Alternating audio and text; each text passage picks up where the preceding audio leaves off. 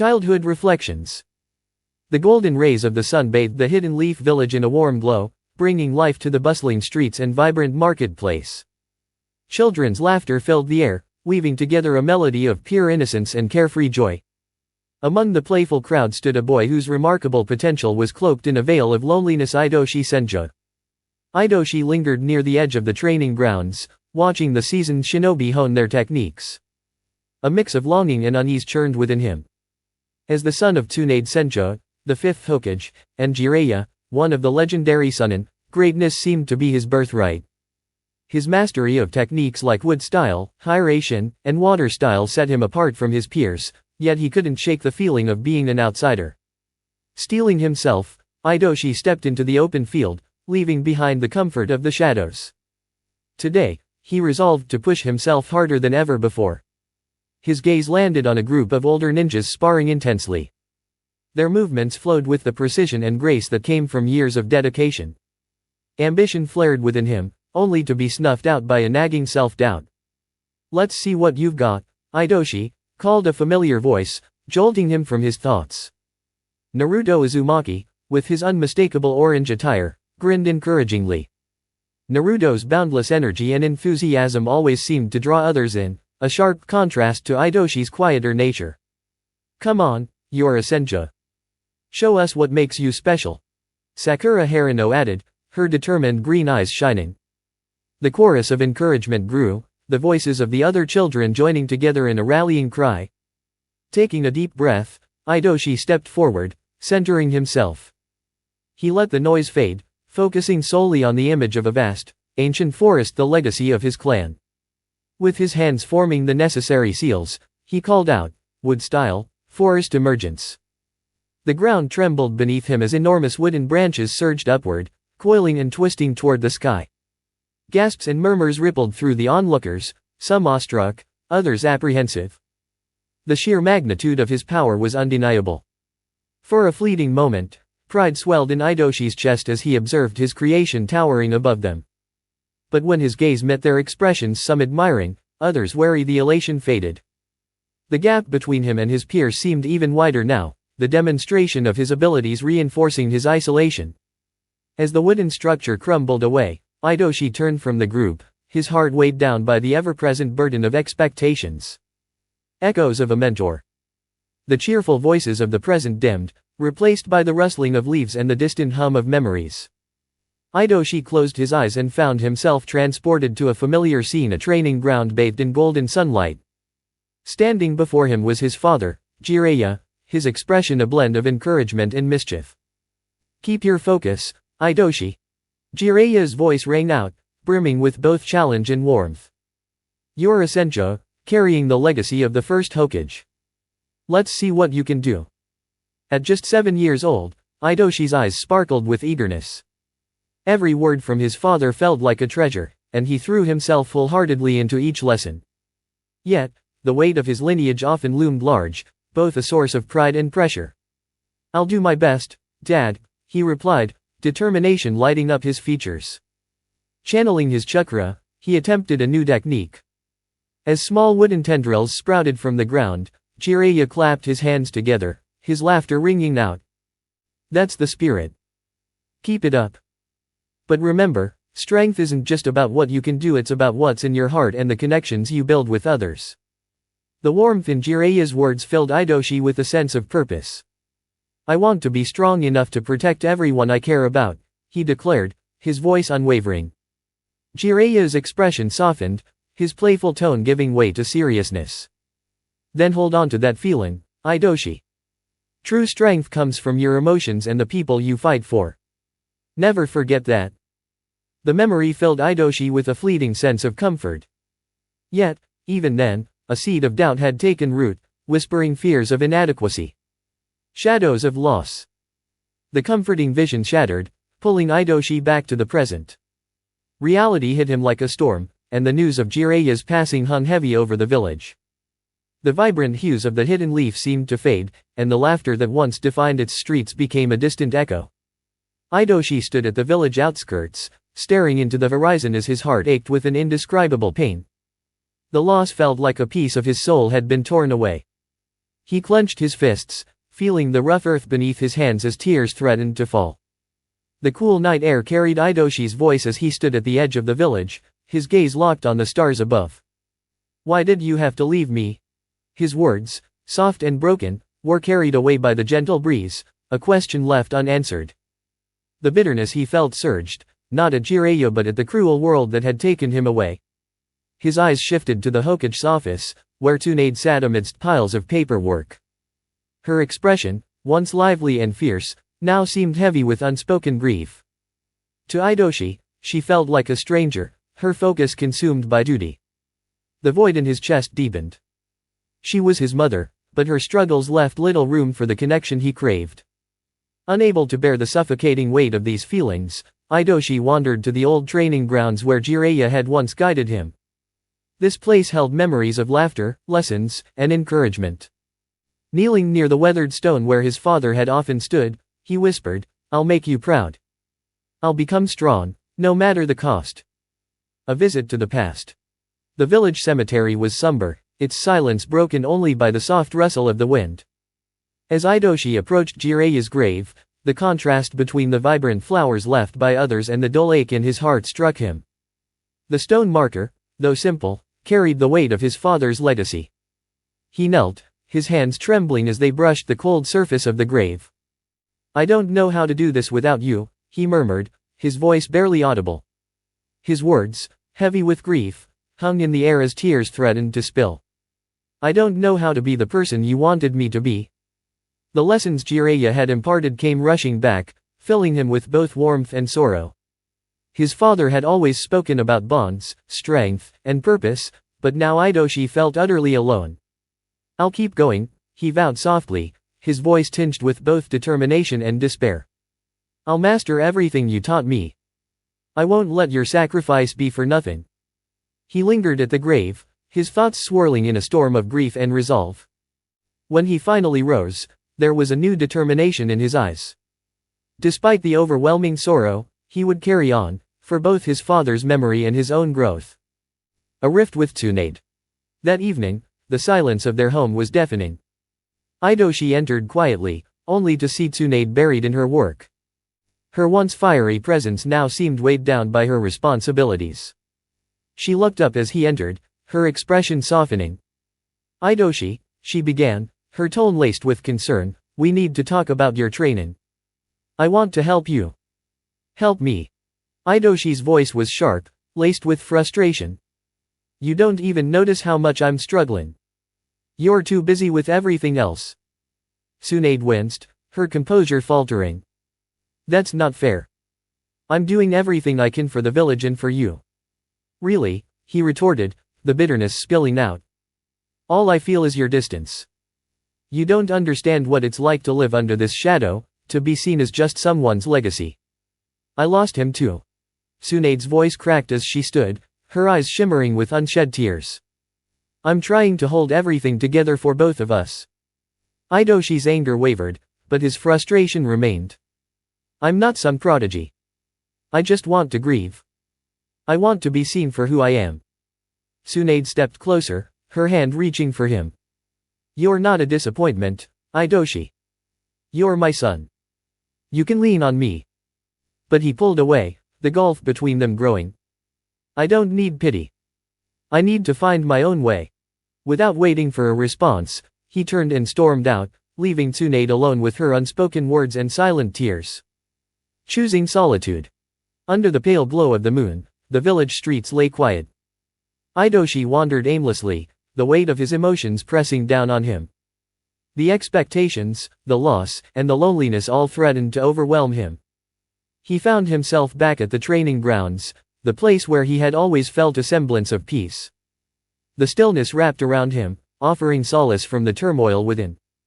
Kneeling in the soft grass, he looked up at the stars, his voice barely above a whisper. "I'll make them see me not as a shadow of someone else, but as me." Channeling his chakra, he summoned his wood style. Vines erupted from the ground, twisting and spiraling into the night air. The sheer power of the jutsu filled him with a fleeting sense of freedom. As the vines danced under the moonlight, he felt, for a brief moment, like the child he once was, unburdened and free.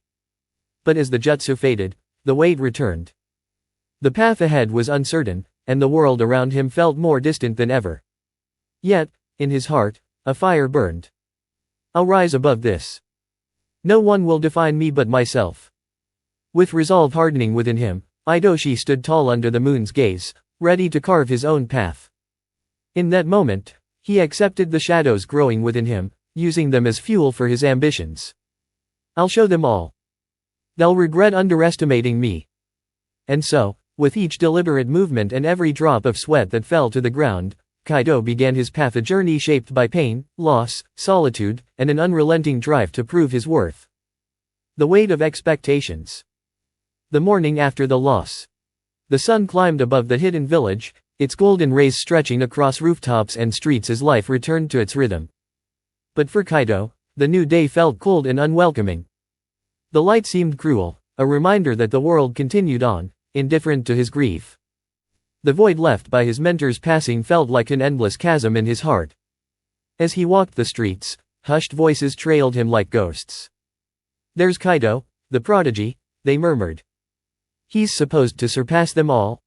Their words, spoken in awe and expectation, wrapped around him like chains. He could feel the weight of their stares, filled with pity and anticipation. He didn't want their sympathy, he wanted to be seen for himself, not just as someone's successor. The classroom pressure. The academy buzzed with subdued energy as Kaido entered, each step drawing attention. The grief that hung over the village was mirrored in the somber expressions of his peers. As he took his seat, his teacher stood at the front of the room, his voice steady but heavy with emotion. Today, we'll reflect on the life and teachings of someone who inspired so many of us, the instructor began. He was a warrior, a mentor, and a man of incredible wisdom. Kaido's stomach twisted. The classroom, once a place of camaraderie, now felt suffocating. His classmates whispered amongst themselves, speaking of the mentor's great feats and his legacy. He was a legend, one murmured, eyes wide. Kaido's going to be just like him. Better than him, another added confidently. Every word felt like a stone being piled onto Kaido's chest. He clenched his fists beneath the desk, anger and frustration bubbling beneath the surface. He wanted to honor his mentor's memory, but the expectations placed upon him felt unbearable. The training grounds. The air at the training field was alive with the shouts of students practicing their techniques. Kaido lingered at the edges, his heart pounding as he watched the others spar. His peers, oblivious to his turmoil, laughed and cheered, their spirits lifting with each successful move. Kaido. Let's see what you've got, someone called, their tone filled with encouragement. The words felt like a challenge. Reluctantly, he stepped forward, the weight of his peers' gazes almost suffocating. Show us what you've been working on, another voice chimed in. Kaido inhaled deeply, trying to drown out the pressure. I'll show you, my wood style, he said quietly, stepping into position. Channeling his energy, he called forth his chakra, weaving it into the earth beneath him. Wood style, binding vines, he shouted, and thick tendrils erupted from the ground, twisting and curling with precision. For a brief moment, as he executed the technique, he felt a flicker of pride. The power coursing through him was undeniable. The awed murmurs of his peers reached his ears, but instead of relief, a familiar emptiness crept in. That was incredible, Kaido, one of them cheered, their enthusiasm genuine.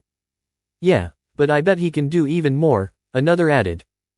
Kaido forced a small smile, nodding at their words, but inside, the void grew deeper. Their praise felt hollow, rooted in their expectations of him, not in an understanding of his struggles. As the vines receded into the earth, he turned away, the burden of their hopes heavier than ever. The void of loss. The ache in Kaido's chest lingered as he left the training grounds. He wandered aimlessly, the streets quiet in the fading light of dusk. The shadows stretched long across the village, mirroring the gloom within him. Stopping at the edge of a small clearing, he gazed up at the sky, the stars barely visible through the thin veil of clouds. I'll become stronger, he whispered to himself, his voice firm despite the cracks of doubt. Not for their approval, but for me. For the legacy I choose to create. With his resolve set, Kaido stood there for a long time, letting the silence of the night soothe his weary mind. He didn't know where this path would take him, but he vowed to forge it on his own terms, no matter the cost. After the training session, Idoshi found himself aimlessly wandering through the village as the sun dipped below the horizon. The fading light cast long, somber shadows that mirrored his internal struggle.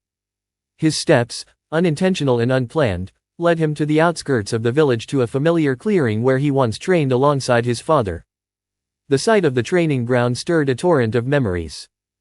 He could almost hear his father's deep laughter and the playful exchanges they shared during practice. But those echoes were quickly replaced by the deafening silence of his absence. "Why did you have to leave me, Dad?" Idoshi murmured into the emptiness, his voice barely above a whisper. Grief gnawed at his resolve, a relentless reminder of the void his father's death had left behind. The expectations of others felt like chains, tightening around him with every passing moment. As twilight deepened, he slumped against the rough bark of an ancient tree, his fingers tracing its weathered surface. "I don't want to be a prodigy anymore," he confessed quietly to the encroaching night. "I want to find my own way." But the weight of others' hopes clashed with his desires. The village saw him as a future legend, the next pillar of the Senju clan's storied legacy. The thought suffocated him, as though he were trapped in a destiny he hadn't chosen. The call of solitude. Time passed, days blending into weeks. Idoshi began to withdraw from those around him, retreating into the quiet sanctuary of the forest. While others, like Naruto and Sakura, thrived in group training, Idoshi found solace in solitude. The secluded woods became his haven, a place where the pressure to meet others' expectations faded, leaving only the sound of rustling leaves and his own labored breathing. Every ounce of his pain and frustration was funneled into his training. Each jutsu he executed was fueled by grief, a way to give form to his emotions. The act of summoning his wood style felt cathartic, a tangible release of the turmoil within. But even in his moments of triumph, the ache of loneliness persisted. In the quiet hours of the night, his father's memory haunted him, his voice, his teachings, and his unwavering faith in Idoshi's potential. The absence of that support was an ever-present wound. "Why can't I be carefree like Naruto?" he muttered bitterly one evening, frustration boiling over. "Why can't I just be strong without feeling so trapped?" The stars above blinked indifferently, offering no solace, leaving him feeling as though the universe itself was mocking his plight. A visit from his mother. One moonlit evening, as Idoshi pushed himself through another intense training session, the sound of approaching footsteps caught his attention. Turning, he saw his mother, Tsunade, emerging from the shadows. Her expression was a mix of concern and determination, and for a fleeting moment, Idoshi felt a sliver of warmth pierce his defenses. "Idoshi, can we talk?" she asked softly, her voice tinged with worry. He hesitated, the emotional walls he had built making it difficult to respond. "There's nothing to talk about." "I'm fine," he replied curtly. Tsunade's brows furrowed, her concern deepening. "You're not fine. I can see it in you. You've been shutting everyone out, and it hurts to watch you like this."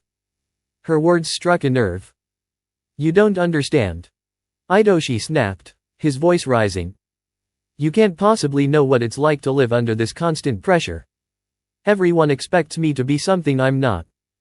I'm not just your son, I'm supposed to be a symbol, a hero. You think I don't understand loss?" Tsunade shot back, her frustration bubbling to the surface. "I lost your father too. I'm doing my best to protect you, but you need to let me in. You don't have to carry this burden alone." For a brief moment, her words resonated with him, but the walls he had constructed were too high. "I don't need your protection," he said coldly. "What I need is to be strong on my own." Tsunade's expression softened, her voice trembling. "Strength isn't about doing everything by yourself. It's about knowing when to lean on others. I'm your mother, Idoshi, I'll always be here for you." But her plea fell on deaf ears. "I don't need your pity," he muttered, turning his back to her. "I'll figure this out on my own." Without another word, he walked away, leaving Tsunade standing there, her heart heavy with the knowledge that her son was slipping further into isolation. Embracing the shadows. In the days that followed, Idoshi devoted himself entirely to his training. He sought strength not for approval but as a means to escape the crushing weight of expectations. Every move, Every technique was sharper, more deliberate, as though the act of pushing his limits could drown out the doubts that plagued him. Let them think what they want, he muttered to himself one afternoon, the air thick with the scent of pine and earth. I'll show them that I don't need anyone. As he refined his abilities, he began to uncover new depths to his wood style. Vines twisted and curled at his command, their movements growing more intricate and precise with each attempt. For the first time, he felt a flicker of pride, not because he was meeting others' expectations, but because he was defining his own path. Yet, even as his power grew, a nagging voice whispered in the back of his mind, was this truly the strength he sought, or was he still a prisoner to the legacy he sought to escape? One night, after an especially intense training session, Idoshi found himself gazing into a small, still pond. The water shimmered under the moonlight, revealing his reflection, a young man torn between the weight of his lineage and the identity he longed to create. Who am I, really? He murmured to the empty night. Am I just meant to live as a shadow of my father's legacy? The question lingered, heavy and unresolved. The answer seemed out of reach, elusive like the ripples on the water's surface. It was easier to channel his frustration into training, to let anger fuel his efforts.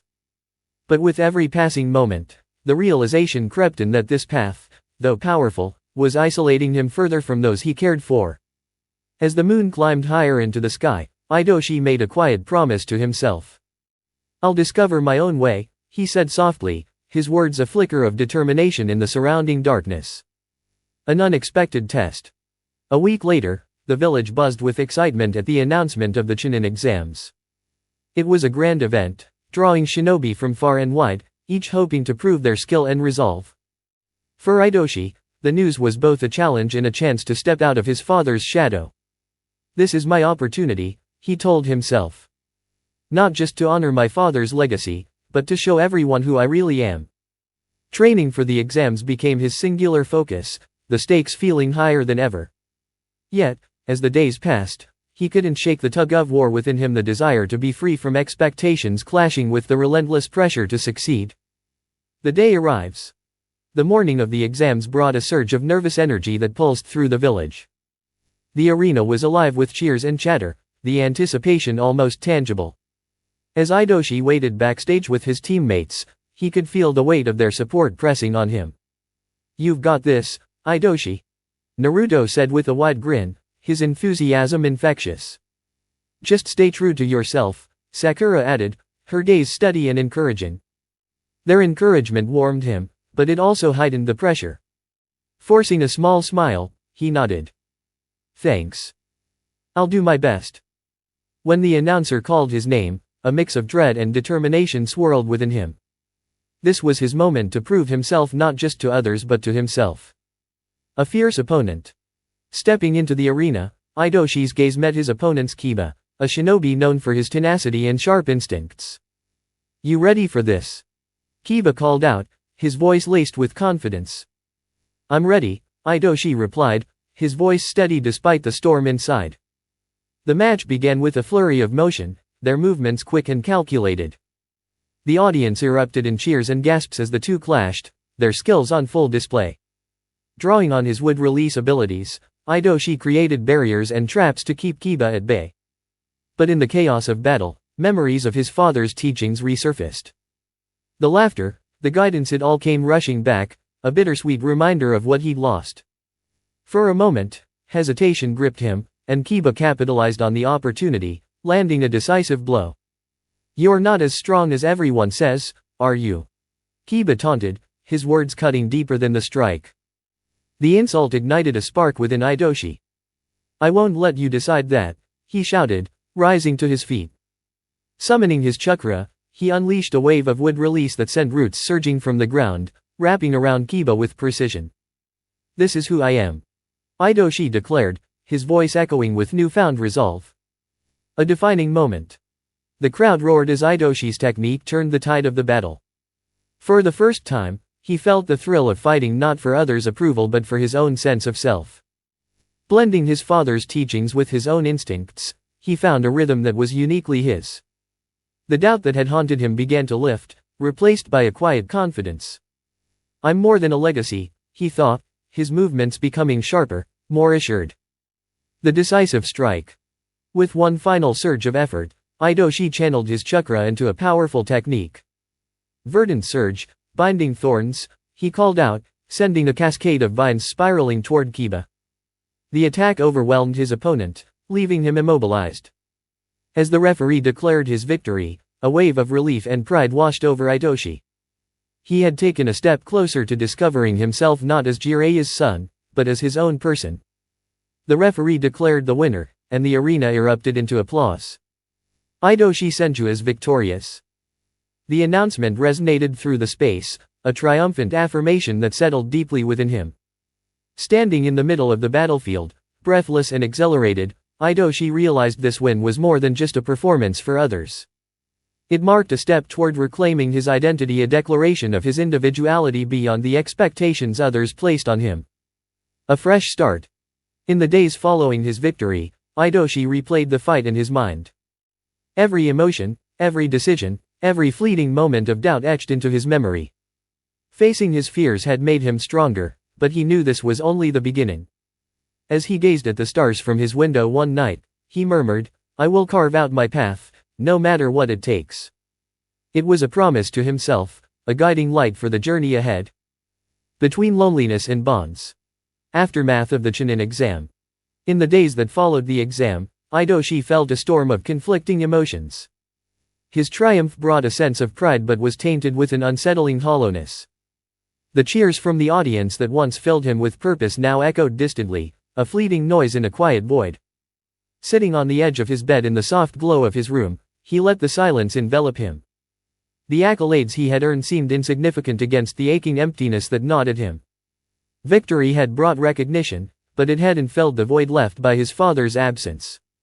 "You did amazing, Idoshi," Naruto had exclaimed after the match, his energy as contagious as ever. "Let's celebrate." Despite Naruto's enthusiasm, Idoshi felt himself retreating inward. "Thanks, Naruto," he had replied, his voice subdued. "Maybe another time." Deep inside, he wasn't ready for celebration. Joy felt distant, almost unattainable, as though allowing himself to smile would erase the pain he carried for Jiraiya. The weight of isolation. The days turned into weeks, and Idoshi found himself drifting further from those around him. He threw himself into rigorous training sessions, each one more grueling than the last. It was easier to lose himself in the repetitive motions of his practice than to confront the deep loneliness lurking beneath the surface. His friends carried on, their bonds growing stronger with each shared laugh and challenge. Naruto and Sakura seemed closer than ever, their friendship vibrant and alive. It was a painful contrast to the solitude he had chosen for himself. "Idoshi, come with us for training. It'll be fun," Sakura had urged one day, her voice tinged with concern. "I'm fine," he replied tersely, offering a thin smile that didn't reach his eyes.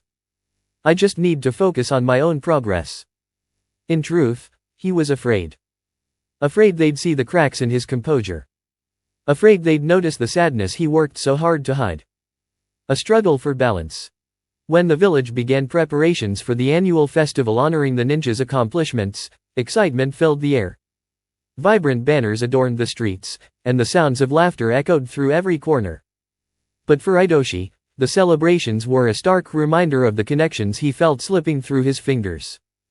"Idoshi, you've gotta join us this year," Naruto insisted, his grin unwavering. "It won't be the same without you." "Yeah, we could really use your help for the festival games," Sakura added, her encouragement sincere. Though their words carried warmth, Idoshi couldn't bring himself to accept their invitation. "I'm busy," he replied curtly, his defenses rising. "There's training I need to finish." Naruto's expression shifted, concern evident in his eyes. "You can't just work non-stop, Idoshi. You need to take a break." The suggestion struck a nerve. "A break?" he snapped, the bitterness in his voice surprising even himself. "I don't have time to waste on distractions." "We're your friends," Naruto said firmly. "We're here to help, but you have to let us in." The thought of leaning on them felt unbearable, as if it would betray the strength his father had expected of him. "I don't need help," Idoshi retorted, his voice rising. "Just leave me alone." Idoshi Sakura tried to interject, her tone soft, but he cut her off sharply. I said I'm fine. The words came out harsher than he intended, and he felt their weight as they hung in the air.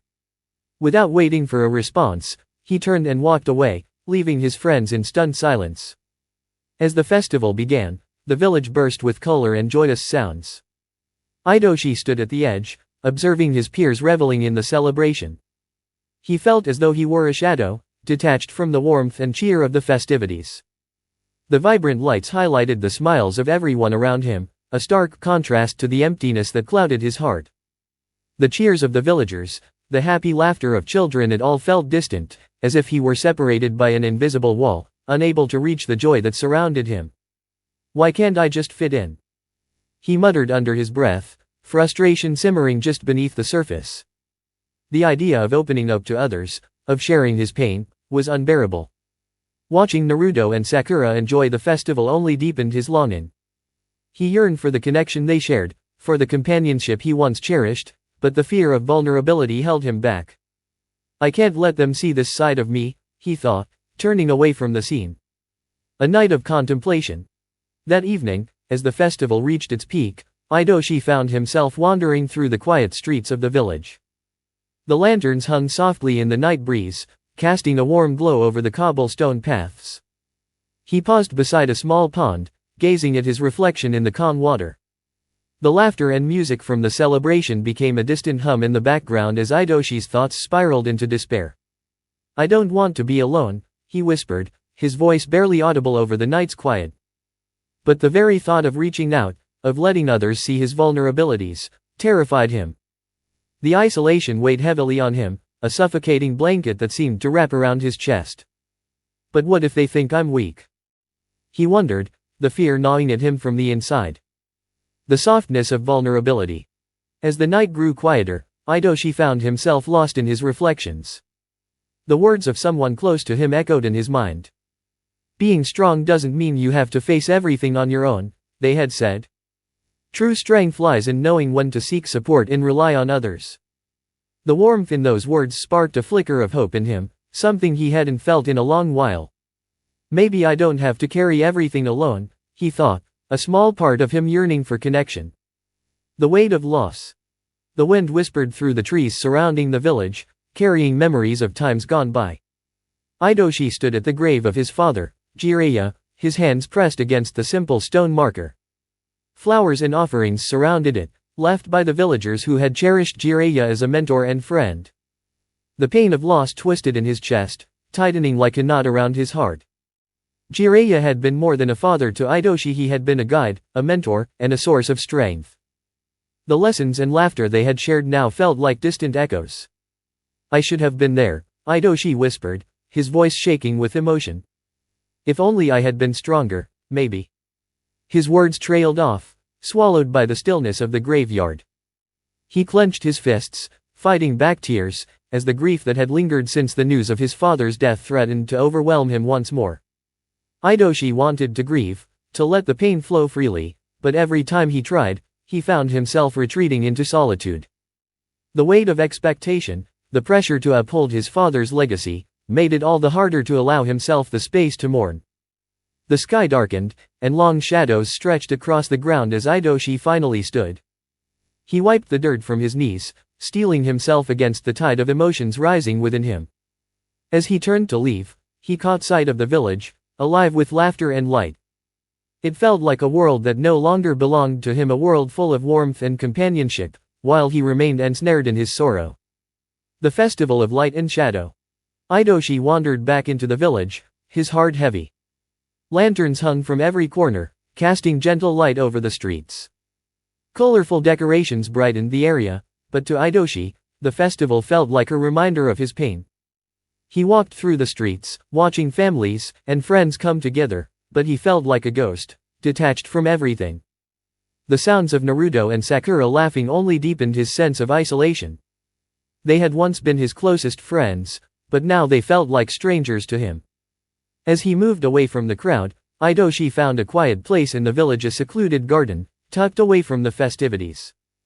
Cherry blossom trees swayed gently in the breeze, their petals floating down like delicate pink snowflakes. It was a place where he could hide from the chaos of the world, if only for a moment.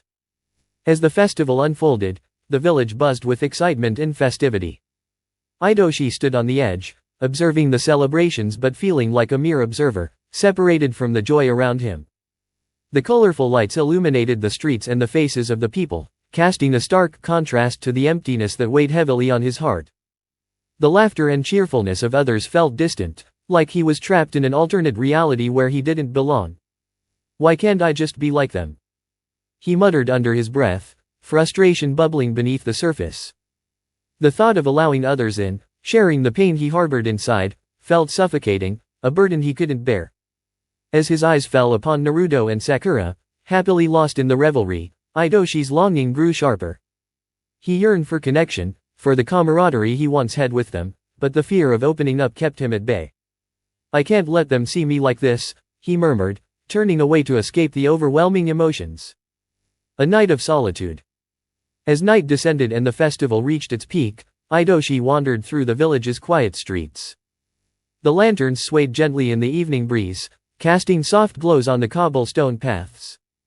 He came to a stop by a pond, gazing at his reflection in the still water. The distant sounds of laughter and celebration faded into the background as his thoughts spiraled into a dark abyss. I don't want to be alone anymore, he whispered, barely audible. But the very idea of opening himself up, of exposing his vulnerabilities to others, felt unbearable. The suffocating weight of isolation pressed against him. But what if they see me as weak? He pondered, the fear gnawing at him. Suddenly, a voice pierced the silence, a voice filled with warmth and compassion. Being strong doesn't mean you have to do everything on your own, it said gently. True strength comes from knowing when to accept help, when to trust others. Idoshi blinked, startled. The voice was unfamiliar yet comforting, and for a fleeting moment, a spark of hope flickered inside him. But what if they think I'm weak? He questioned aloud. The aftermath of loss. The wind rustled the trees surrounding the hidden leaf village, carrying with it the scent of earth and memories. Idoshi stood at the grave of his father, the legendary Jiraiya. The stone marker before him was simple, yet it bore offerings from the villagers, tokens of respect, flowers, and mementos that symbolized the love and admiration they had for the man who had been more than just a father to Idoshi. As Idoshi knelt beside the grave, memories of his father's laughter, their training sessions, and Jiraiya's legendary tales flashed through his mind. Each memory stabbed at his heart, a painful reminder of the void left by his loss. Jiraiya had been a mentor, a beacon of hope, and someone Idoshi had looked up to for strength. Now, without him, the weight of expectation felt unbearable. I should have been there, Idoshi whispered, choking on his words. If I had been stronger, maybe. The words faded into the stillness, swallowed by the quiet of the graveyard. He clenched his fists tightly, trying to suppress the flood of tears threatening to escape. Each time he tried to grieve, to process the loss, he found himself retreating into the cold embrace of solitude. As the sun dipped behind the horizon, casting long shadows across the land, Idoshi stood up.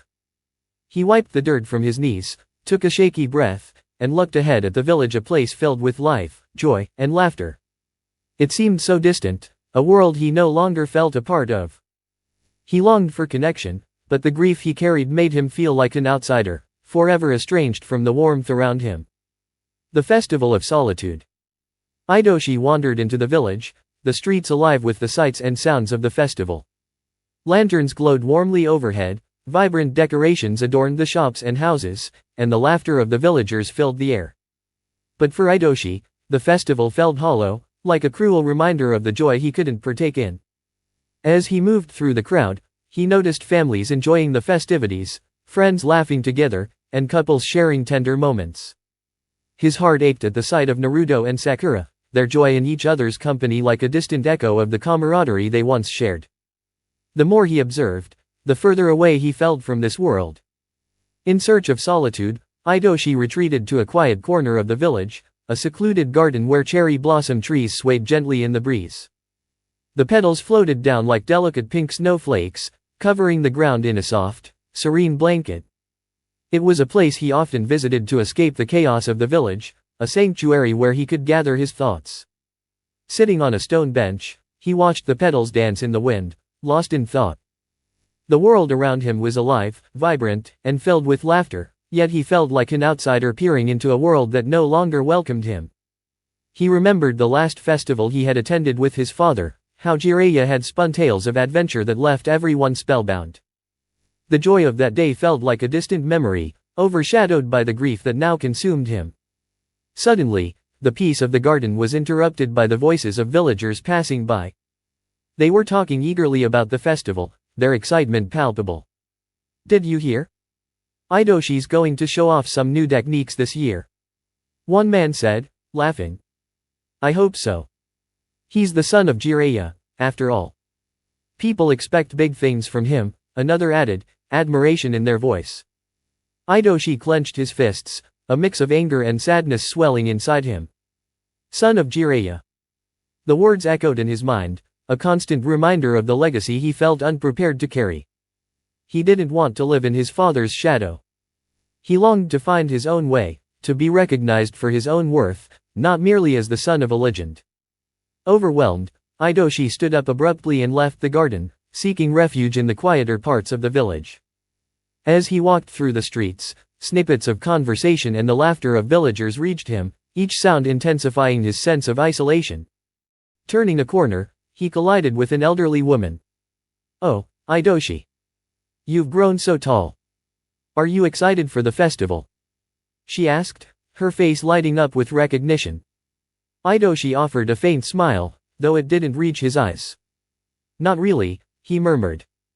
The woman's smile faltered. "But everyone's excited to see you perform. Your father was an incredible shinobi, and you have his talent. You should be proud."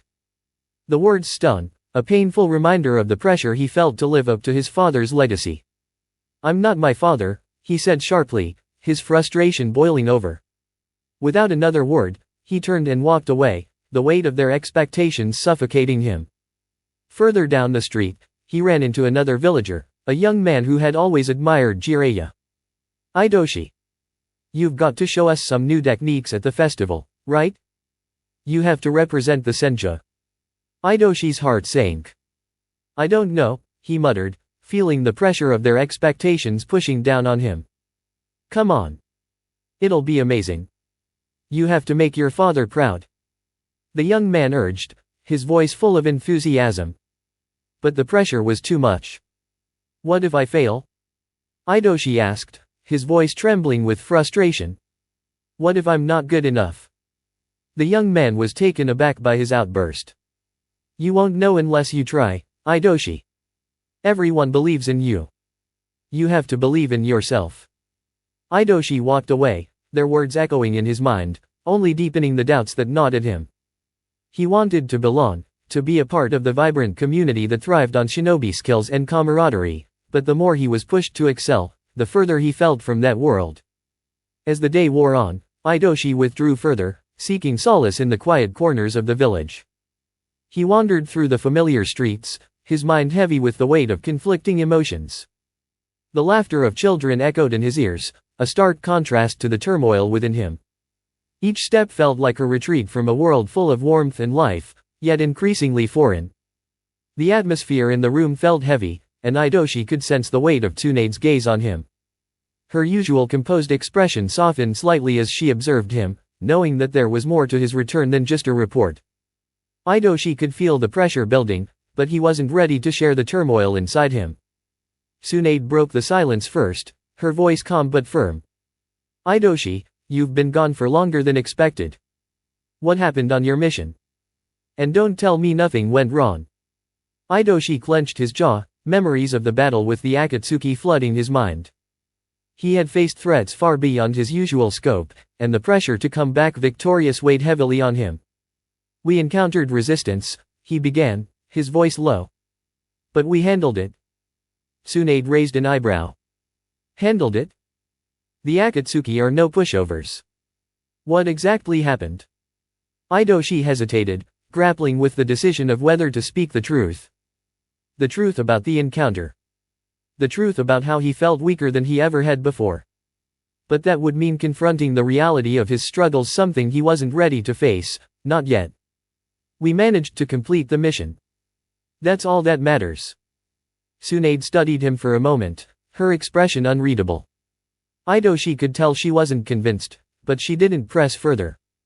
She simply sighed and leaned back in her chair, her eyes softening with understanding. Aidoshi, I know this isn't easy for you. But you can't carry everything on your own. You're not alone in this village, and you don't have to carry your father's legacy by yourself. No one expects you to be Jiraiya, not even me. The words struck a chord with him, but they also made his chest tighten with frustration. He wanted to argue, to shout that he did have to live up to that legacy, that everyone did expect it of him. But instead, he simply nodded, not trusting his voice to say the right thing. Tsunade sighed, knowing there was more he was holding back. Listen, Aidoshi. Take some time. You've been pushing yourself too hard. The village will still be here when you're ready to return. I won't force you, but I do expect you to take care of yourself. You can't protect this village if you're not taking care of your own mind. Aidoshi nodded again, though he couldn't shake the feeling of being stuck. He couldn't just leave the village for long, there was too much pressure, too many expectations hanging over him. But Tsunade's words echoed in his mind, reminding him that he was allowed to take a break, allowed to heal. He turned to leave, his heart heavy with confusion. Just as he reached the door, Tsunade spoke again, her tone softer now. You're not alone, Aidoshi, she repeated. We've all lost people we loved. But that doesn't mean we have to carry it alone. Aidoshi didn't respond right away, his mind swirling with conflicting thoughts. Finally, he left the Hokage's office, stepping into the cool night air. The village around him was peaceful, the faint sounds of the festival still carrying in the distance. But Aidoshi felt distant from it all, like an outsider watching a world he couldn't quite reach. Still, something had shifted inside him.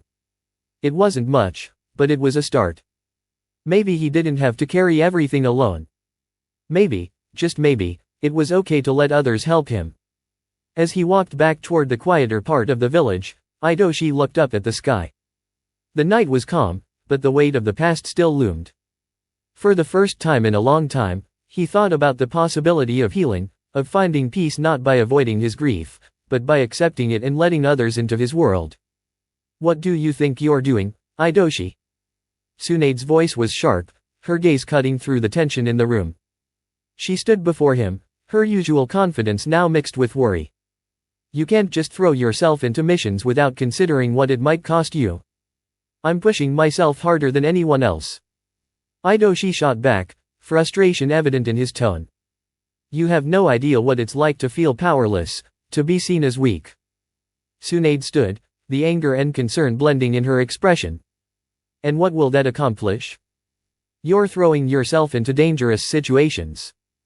You're on a path that might destroy you. It's not destruction, it's growth. Aidoshi responded, his voice rising with intensity. I'm sick of being labeled as just Tsunade's son. I want more than that. I want power. Tsunade took a deep breath, attempting to keep her composure.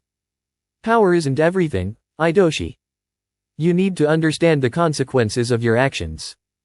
As Hokage, my priority is the safety of the village, and I can't bear the thought of losing you. You're not worried about me, you're worried about what others might think. Aidoshi shot back bitterly. What would the villagers say if your son died recklessly on a mission? That's what you're really afraid of. The moment the words left his mouth, he regretted them. Tsunade's face paled, and there were tears in her eyes that she refused to let fall. This isn't about reputation, she said softly, her voice trembling. It's about family. I lost your father, and the thought of losing you too is unbearable. Aidoshi's anger momentarily faltered at her words, but he quickly buried it deep.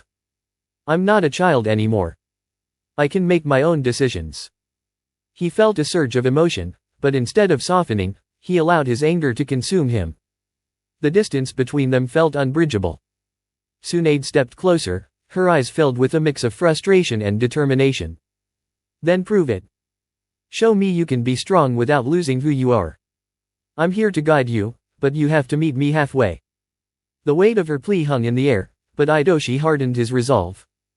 I don't need your guidance. I'm done pretending everything's fine. Without another word, He turned and stormed out of the room, the door slamming behind him with a force that echoed through the hall. Misunderstanding. Outside, the village was alive with activity. The sounds of laughter and training echoed from the fields where Naruto and his friends were practicing. Hidoshi felt a pang of longing, a desire to be part of that carefree energy. But the weight of his decisions pressed down on him like a heavy cloud, reminding him of the choices he had made. Making his way toward the training grounds, Hidoshi clenched his fists, the words Tsunade had spoken still ringing in his ears. "You're my son, and I'm terrified of losing you." But all he could feel now was rage. Rage at her for not understanding him, rage at the village for defining him as merely the Hokage's son, and rage at himself for being so lost. As he arrived, he saw Naruto and Sasuke practicing their techniques. The sight triggered a flood of memories, times spent laughing, sharing dreams, moments of unity. But those memories felt distant now, overshadowed by the reality of his isolation. He felt like a stranger among his closest friends. "Hey, Hidoshi. You wanna join us?" Naruto called, his infectious smile brightening the atmosphere. "Yeah, come spar with us," Sasuke added, a friendly challenge in his voice. But instead of joining, Hidoshi found his heart heavy with conflict. "I can't," he said, his voice tight. "I've got other things to handle." The disappointment on their faces stung more than he expected. "What do you mean?" Naruto asked, confusion and concern apparent. "We could really use your help."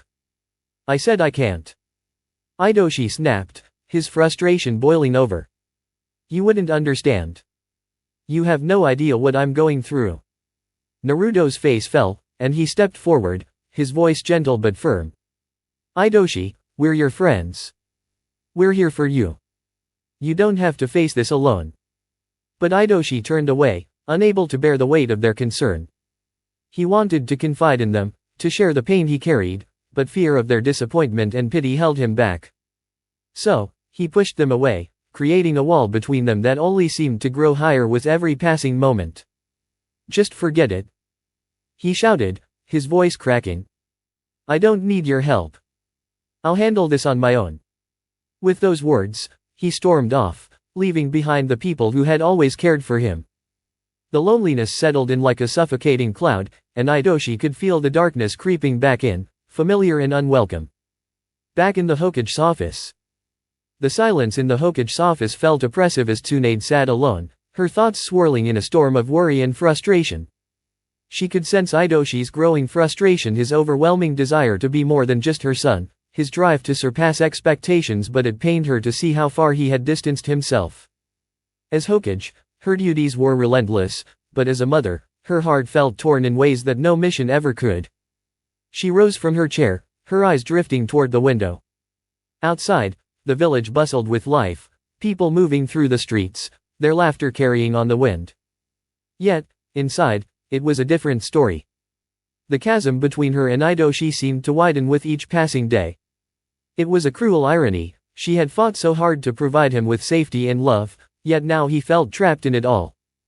"Please, Hidoshi," she murmured, her voice soft and heavy with emotion.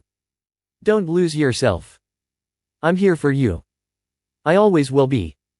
A heart divided. Weeks had passed, and the tension between Hidoshi and Tsunade showed no sign of easing. Every argument seemed to push him further into isolation, to the dark side of his ambitions. He trained harder than ever, burying himself in his jutsu, desperately trying to fill the emptiness he felt. The weight of his legacy hung over him, the pressure to live up to the Senjo name, to rise above the expectations placed upon him. But the harder he worked, the more it felt like he was losing sight of what truly mattered. The more missions he took on, the more arguments he had with Tsunade, the more he realized how far he had fallen from who he once thought he was. During one intense training session, Hidoshi's frustration boiled over. He unleashed his wood-style jutsu with more power than ever before. The trees he summoned twisted and surged from the ground, bending to his will as his anger poured into the earth. But the power felt empty, hollow, nothing more than a temporary outlet for the storm inside him. "Is this what you truly want, Hidoshi?" A voice broke through the chaos. It was Kakashi, leaning lazily against a nearby tree, watching him with an unreadable expression. What do you want, Kakashi? Idoshi growled, barely able to suppress the fury that burned within him. I don't need any advice right now. Kakashi's gaze remained unwavering, his voice calm. I'm not here to lecture you. I'm here to remind you of who you are. You're not just a tool. You're a person, and it's okay to feel anger. But you can't let it consume you. For a brief moment, Idoshi faltered. He wanted to brush Kakashi's words aside, but something in the older man's steady tone made him pause. You don't get it. I have to prove myself. I have to be strong. Kakashi shook his head slowly, his voice filled with quiet wisdom. Strength isn't just about power, Idoshi. It's about knowing when to rely on others and when to stand on your own. You're pushing people away, especially your mother. At the mention of Tsunade, Idoshi's resolve wavered.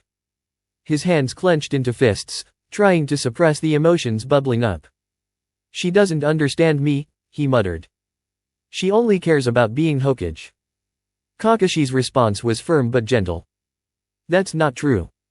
She cares about you more than you realize. But you have to meet her halfway. You need to let her in.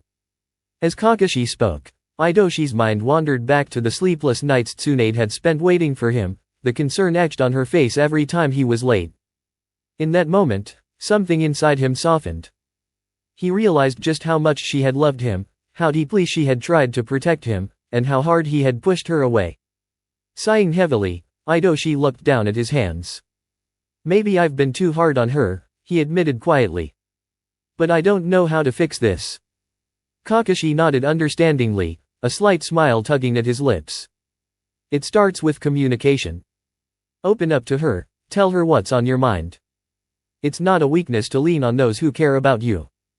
With those words, Idoshi felt a flicker of clarity. The path forward wasn't as simple as he'd hoped, but it was clear now that reconciliation was possible. He had to face Tsunade, confront the rift between them, and rebuild what had been broken. It wouldn't be easy, but he was ready to try. The political climate under Tsunade. The council chamber was tense, filled with the murmurs of village advisors and elders discussing the growing political concerns surrounding Tsunade's leadership. As the fifth Hokage, she had weathered many storms, but this was a different challenge. The village's stability was at risk, and the weight of it bore heavily on her shoulders. The room, despite the sun filtering in from the window, felt suffocating, as though the walls themselves were closing in on her. Tsunade sat at the head of the table, her hands steepled before her, mind racing. The village was at a crossroads, and every decision she made had consequences far beyond what was visible on the surface. There were whispers of discontent, factions growing in opposition to her rule. The council members were restless, eager to question her authority, to push their own agendas. She sighed inwardly, knowing that the political landscape was never simple. She had always been a warrior, a protector, but now she was forced to navigate a web of diplomacy, alliances, and threats. She could feel the weight of their eyes on her, the scrutiny of every word she spoke. Outside, the village continued to live its daily life, oblivious to the tensions brewing behind closed doors. Yet, Tsunade knew better than to underestimate the subtle but dangerous forces at play. As Hokage, she was not only responsible for the village's safety but also for maintaining the delicate balance of power within it. She had always fought for peace, but now, the cost of that peace seemed to be much higher than she had anticipated. The future of the Hidden Leaf Village depended on her ability to keep control both of her people and herself. The situation with the Wind Country is escalating, Tsunade said, her voice firm yet filled with fatigue. She glanced down at the reports scattered before her, detailing the increasing skirmishes and rising tensions across the nations. We can't keep turning a blind eye to what's happening. The room was filled with key figures from the village's leadership, each representing a different facet of governance. Shikaka Nara, head of the Nara clan and a trusted advisor, leaned back in his chair, fingers steepled thoughtfully. There have been rumors of coalitions forming among the smaller nations. If they join forces against us, it could spell disaster. Do you think they'll act on these rumors? Another advisor, Inoichi Yamanaka, asked gravely. The last war left us barely standing. We can't afford a new conflict. Tsunade rubbed her temples, feeling the burden of leadership pressing heavily on her. We need to explore diplomatic solutions. I don't want to escalate things unless we're left with no choice. Diplomacy. Shikaka scoffed lightly. The last peace treaty barely held any weight. The smaller nations only respect strength, Hokage. We have to show them we're not to be underestimated. Tsunade met his gaze, frustration rising. And what do you suggest? A display of military might? That could easily backfire. We have allies to think about too. The debate continued, each advisor presenting their own perspective, which only increased Tsunade's sense of unease. Her mind felt pulled in multiple directions, and her heart weighed heavily with the responsibility she carried. The voices of those around her seemed to get louder, pulling her attention away from her own thoughts. What about the younger shinobi? Kakashi Hatake spoke up, drawing Tsunade's attention back to him. If we focus only on military strength, we risk alienating the next generation. They need to see that peace is still an option. Tsunade nodded, relieved to hear Kakashi's thoughtful approach. That's right. We need to strengthen our position without resorting to fear tactics. But do we have the luxury of time for that? Shikako cut in, his voice tinged with frustration. The threat is real, and our enemies won't wait for us to reach a decision. Tsunade felt the pressure building as the council's arguments escalated. She clenched her fists, feeling an urge to shout, to regain control. Enough. She suddenly shouted, her voice slicing through the chaos. The room fell silent, all eyes on her. This is not just about strategies and military power. We're talking about the safety of our village, our families. I will not risk the lives of my people just to maintain pride. She took a calming breath. We need to unite, not divide. A plan that incorporates both strength and diplomacy is our only way forward. After a moment's silence, Shikako slowly nodded, conceding her point. Agreed. But we must act quickly. If we delay too long, we may lose the opportunity to influence the situation. The discussion resumed, but Tsunade felt a small measure of relief. They were beginning to move forward, albeit cautiously. Yet, she knew the relief would be brief. While they debated strategy, the villagers outside were completely unaware of the threats gathering around them. As the debate continued, Tsunade's thoughts drifted to her son, Idoshi. She couldn't help but feel torn between her duty to the village and her duty as a mother. She could only wonder what Idoshi was facing: his own struggles, his isolation. As Hokage, she bore the responsibility for the future of the village, but as a mother, she felt helpless in supporting her son through his pain. The council discussion continued with logistics and potential alliances. One advisor suggested bolstering their ties with other villages, which could allow them to pool resources more effectively. That's a risky approach, Shikako countered. What if they betray us? We need to demonstrate our strength to stand alone. The conversation began to spiral, each viewpoint pulling Tsunade in a different direction. Every word seemed to deepen the rift between her roles as Hokage and as a mother. She watched the faces of her advisors, their exhaustion and worry visible, as the pressure of the situation began to weigh on them too. We need to prioritize gathering intelligence, Kakashi interjected, aiming to focus the discussion. Understanding the movements of our enemies will give us a strategic edge. Tsunade nodded, appreciating Kakashi's practical approach.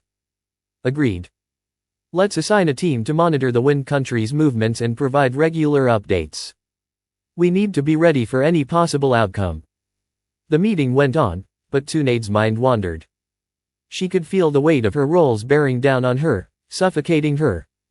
As the discussions finally wrapped up, she paused, taking a moment to steady her breathing before she had to resume her position as Hokage. Tsunade's burden. Once the meeting ended, Tsunade felt a wave of exhaustion hit her. She had navigated the complexities of politics, but the satisfaction of it was fleeting.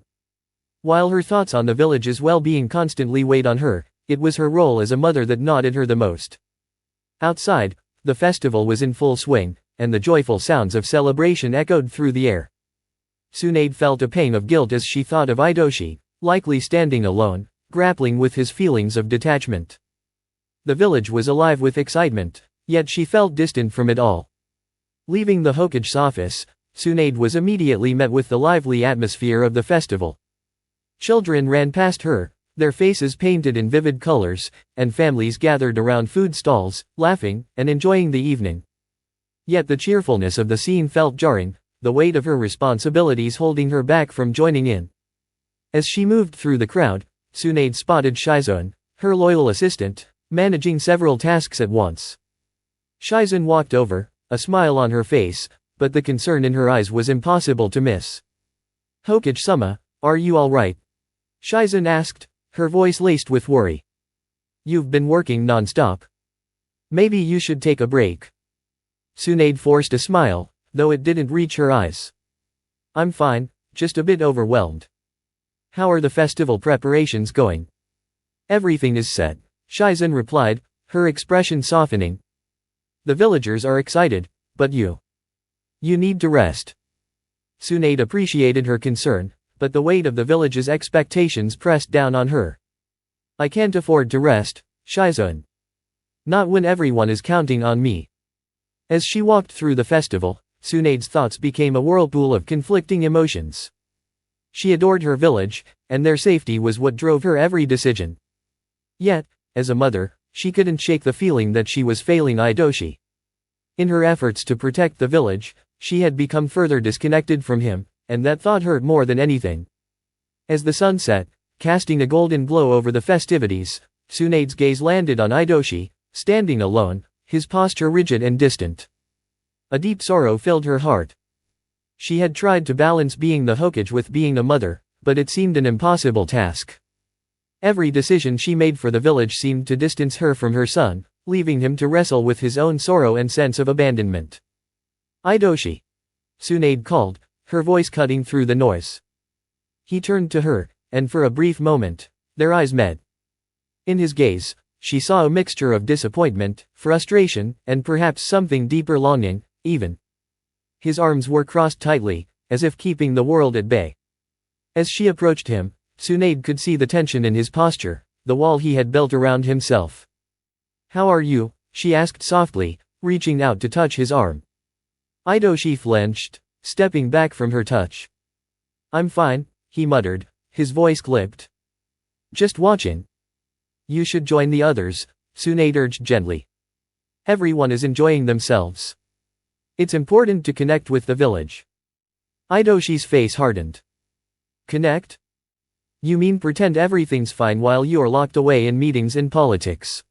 His words stung, cutting into Tsunade like a blade. A wave of guilt washed over her. "I'm doing this for you, Idoshi. For the village. For all of us," she said, her voice rising slightly in frustration. "For me," he scoffed, disbelief heavy in his tone. "I just want my mother, not the Hokage." His words pierced her heart. She fought back the tears, her voice softening. "I'm here for you, Idoshi. I promise. I want to be the mother you need, but I have responsibilities to the village that I can't ignore. You've chosen the village over me," he spat bitterly. "You'll never understand what I'm going through. I'm trying, Idoshi. I'm doing my best to protect you and everyone else. To be everything your mother, and the Hokage," Tsunade said, stepping closer. "We can face this together." But Idoshi shook his head, his expression a mix of anger and sorrow. "Together? You're too busy to even see me. You don't notice how alone I am." Her heart shattered as his words echoed in her mind. "I see you, Idoshi. I see how much you're struggling, and it hurts me more than you know." "You don't understand," he muttered, stepping further back. "You're always too busy to notice how lonely I am." The helplessness in Tsunade's chest grew stronger. She had sacrificed everything for the village, but at what cost? Her bond with Idoshi was slipping through her fingers, and she feared that the very darkness she fought to protect them from might claim him. "I love you, Idoshi," Tsunade whispered, her voice quivering. "You mean everything to me. Please understand that I'm not leaving you."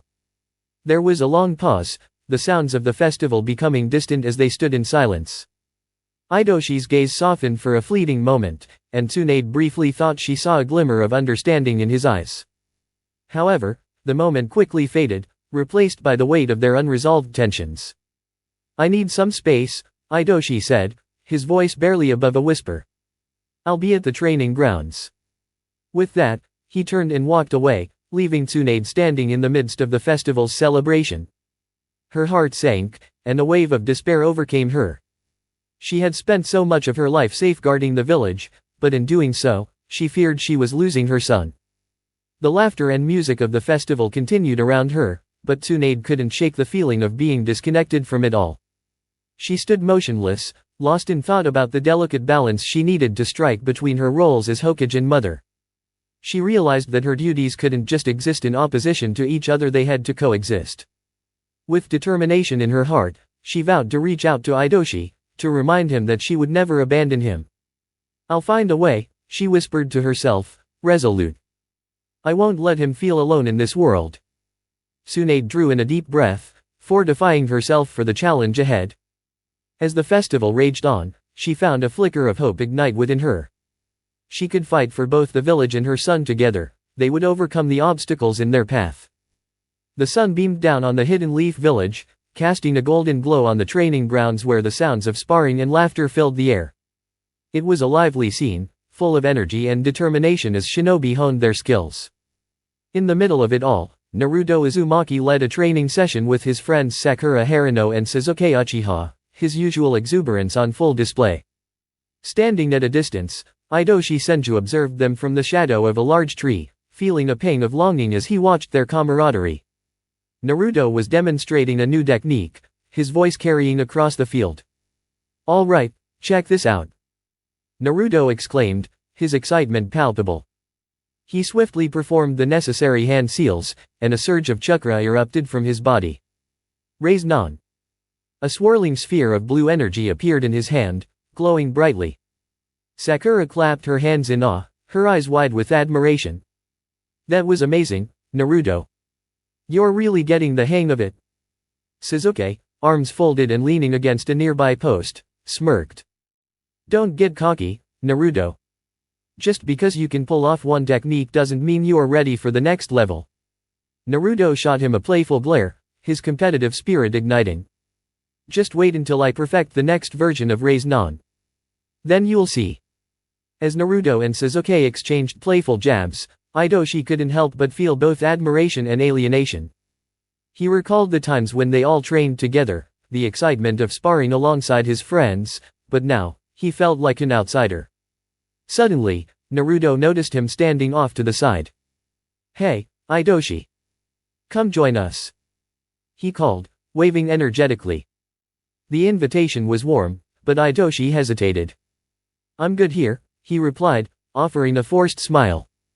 Though he appreciated Naruto's enthusiasm, stepping into their circle felt intimidating. "Come on.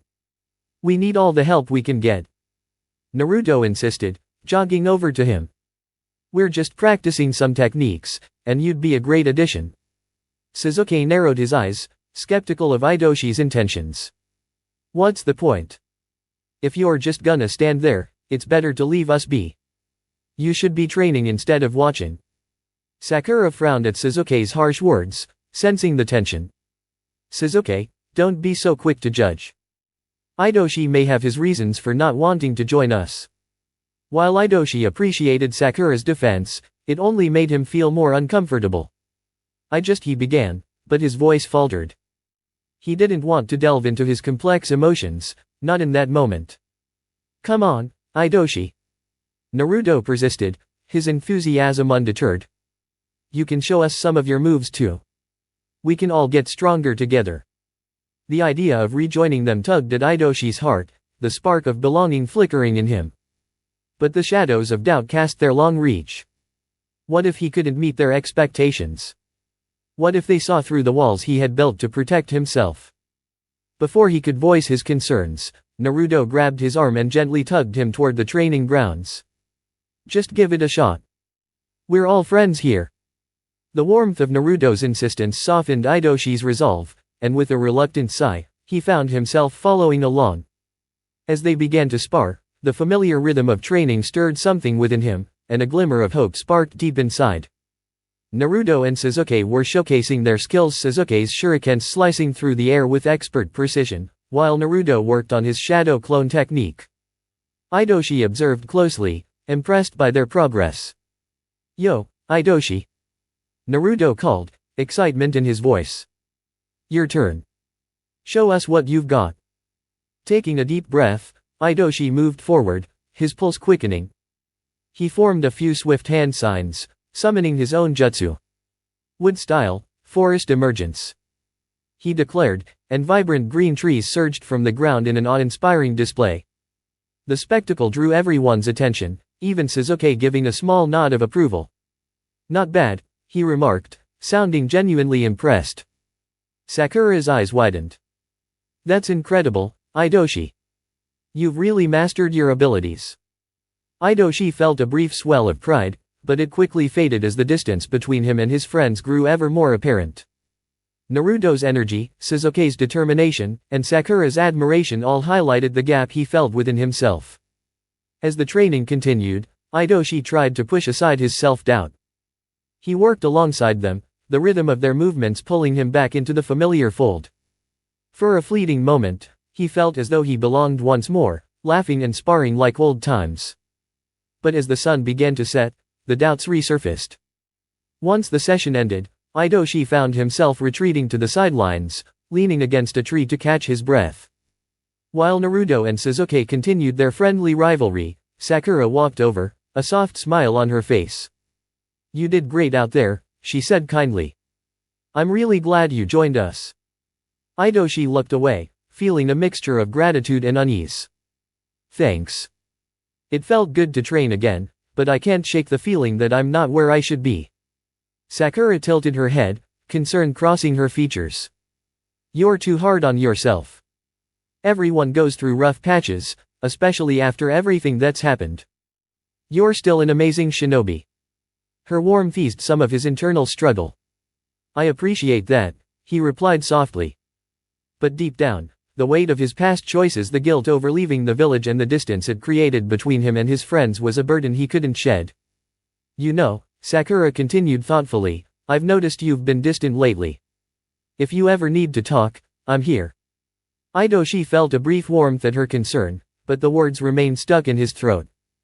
Instead, he forced a smile. "I'm fine, just focusing on my training." Sakura studied him quietly, sensing the walls he had built up. "You don't have to hide anything, Idoshi. I care about you. I always have." Her words cut through him, and for a moment, he felt a rush of emotions he couldn't name. There was a time when he and Sakura had shared everything, a bond built through childhood memories. But now, it felt as though they were worlds apart, the unspoken words hanging heavy in the air. Meanwhile, Naruto and Sasuke resumed sparring, their playful banter laced with laughter. Naruto was in his element, teasing Sasuke about his usual serious demeanor. The camaraderie between them was palpable, yet Idoshi couldn't shake the feeling of being an outsider. Suddenly, Naruto ran over, his face alight with excitement. "Hey, Idoshi. You should spar with Sasuke next. I bet you can take him down."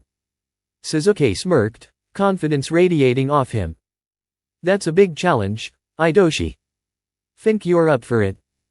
The challenge in Sasuke's tone ignited something inside Idoshi. "I can handle it," he replied, trying to muster confidence. "Awesome. Just remember, no holding back." Naruto cheered, bouncing with enthusiasm. As they took their positions, Idoshi felt a surge of adrenaline. This was his chance to prove himself, to show his friends that he hadn't lost his edge. His focus narrowed entirely on Sasuke, blocking out everything else.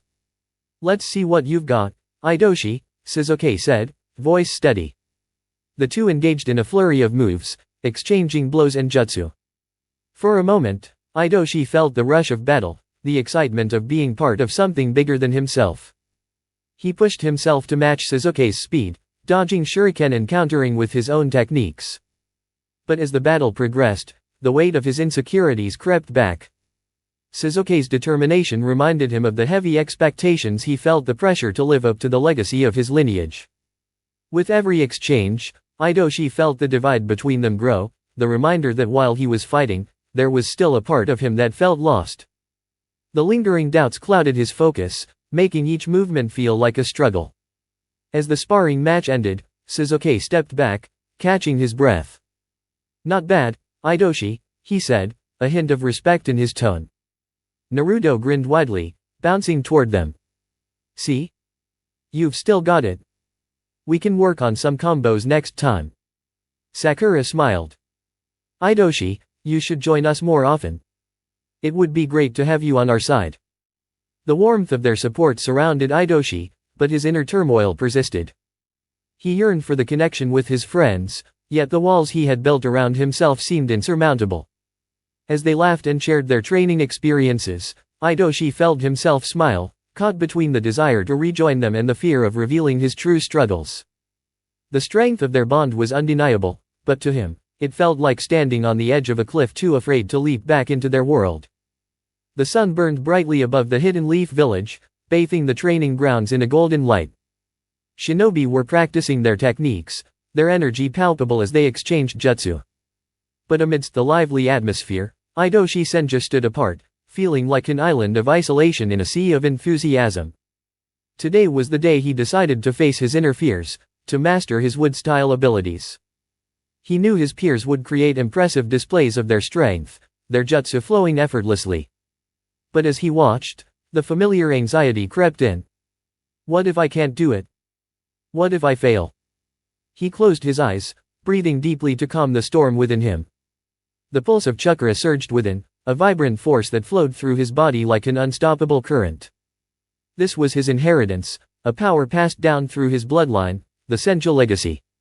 He had the potential for greatness, yet frustration gnawed at him. Why can't I control it?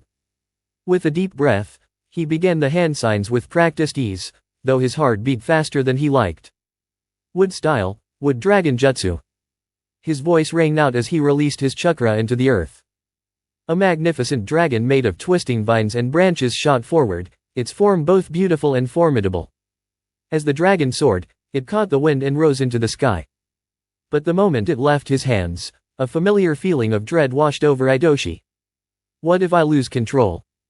His worst fear materialized as the dragon faltered, swaying uncontrollably as though caught in a violent storm. It twisted awkwardly, the power slipping out of his grasp. No. Not again.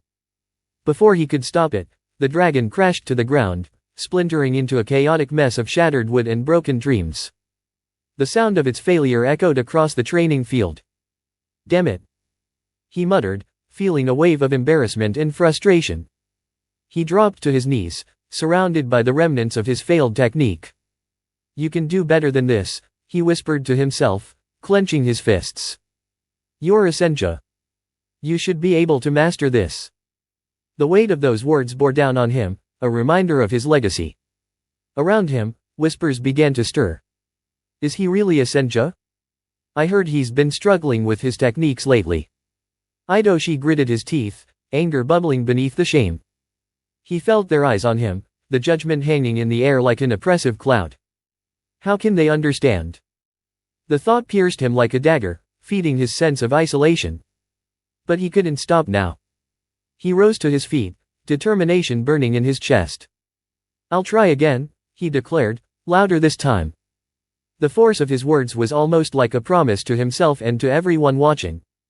Gathering his chakra, he focused, drawing from the well of power within him. The air around him seemed to hum with energy as he prepared his next technique. Wood style, great forest technique. The ground shook beneath him as trees erupted from the earth, their roots twisting upward in a rush of life. Idoshi poured more chakra into the technique, his concentration absolute. But as the trees grew, they began to spiral out of control, twisting and flailing like wild, uncontrollable beasts. No, no, no. Idoshi cried, panic rising in his chest as the trees began to thrash wildly. What had once been a beautiful creation had become a monstrous tangle of branches. The surrounding shinobi gasped in shock. Idoshi! Stop! Someone called out, but their words were drowned out by the chaos he had unintentionally unleashed. Fear surged through Idoshi. This isn't what I wanted. He struggled to regain control, but it was like trying to stop a tornado with bare hands. The force of the jutsu overwhelmed him, threatening to consume everything in its path. With a desperate cry, he forced the jutsu to disperse, the trees shrinking back into the earth. The ground settled, leaving behind a mess of twisted branches and broken leaves. Idoshi collapsed to his knees, gasping for air. I didn't mean to. I just wanted to. His words trailed off, a heavy weight of despair hanging over him. Whispers filled the air again, a mix of confusion and concern. What was that? It was too much. The shame swallowed him whole, drowning out everything else. I can't keep doing this, he whispered, his body shaking with frustration. The weight of his own inadequacies pressed down harder, and he couldn't escape the feeling that he was failing not just his friends, but himself. As his peers slowly began to disperse, Idoshi remained seated on the ground, enveloped by the sting of loneliness. Why is this so hard to control? The thought lingered in his mind, mocking him. It felt like he was standing on the edge of a cliff, ready to leap but paralyzed by the fear of what might happen if he fell. He watched as his fellow shinobi formed small groups, laughing and chatting about the success they'd achieved in their training. Their laughter felt distant, like a language he hadn't learned. They'll never accept me if I can't master this. That thought echoed in his mind, growing louder with every passing second. But determined to not let this defeat him, Idoshi pushed himself to his feet. I'll try again, he said firmly, his fists clenched tightly. He had to push through, to prove that he was capable of wielding the power within him. That night, as the sun dipped beneath the horizon, Idoshi returned to the training grounds, the stars sparkling in the sky above. The world around him was quiet, with only the soft rustling of leaves in the breeze to keep him company. He closed his eyes, allowing the familiar pulse of chakra to flow through him. Wood style, wood clone technique, he whispered, his hands moving with care to form the right seals. A clone materialized next to him, mimicking his movements perfectly. Idoshi felt a flicker of hope ignite within him. Let's train together, he instructed, directing the clone with renewed determination. The two began to move in sync, a unity he hadn't felt in a long time. As the night passed, he immersed himself in their shared practice, his anxiety and loneliness slowly fading. In this moment, he found peace amidst the chaos. Struggling with isolation and the hunger for strength. The following weeks saw Idoshi pushing himself beyond his limits, determined to break free from his inner turmoil. Yet, as he grew stronger, the battle inside him raged on a constant tug-of-war between his longing for strength and his fear of losing control over it. He spent many days walking through the village, observing his peers as they bonded over shared experiences. Their laughter, their closeness, they all seemed so far out of reach for him. Why do I feel so disconnected? The thought repeated in his mind, endless and consuming. One evening, he passed a group of children playing ninja, their laughter ringing in the air like music. He stopped for a moment, watching them with a sense of longing.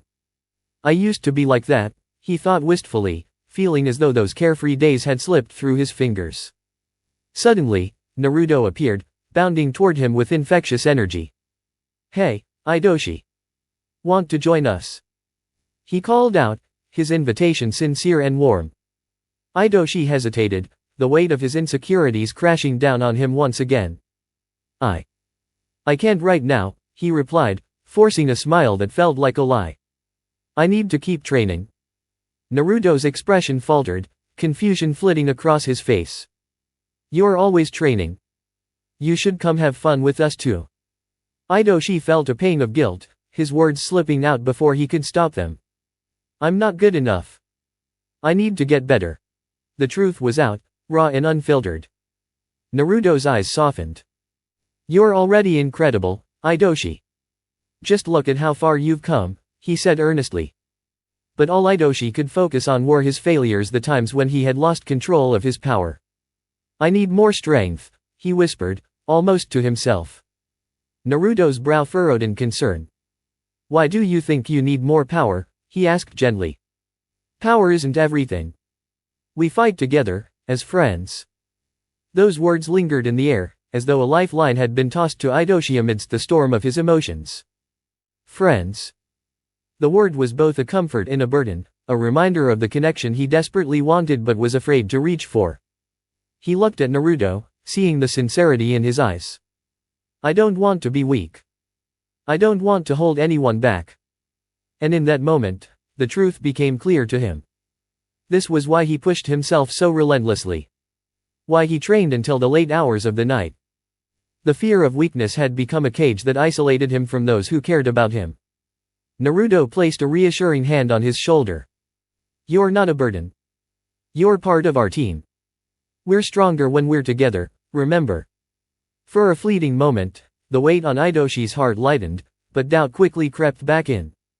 "What if I let everyone down?" he asked, his voice barely above a whisper.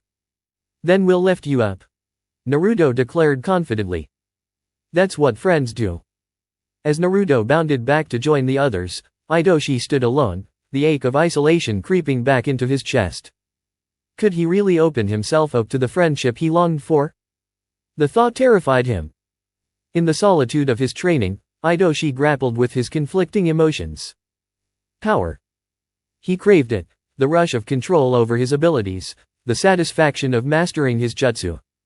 But with that power came a shadow, a fear of losing himself in it, becoming something he could no longer control. In those moments of solitude, Idoshi allowed himself to dive deeper into his thoughts. What if I fail? That question seemed to echo endlessly in his mind, growing louder with every passing moment. What if I disappoint my mother? What if I can't protect the village? He often found himself standing at the village's edge, gazing at the sprawling landscape before him.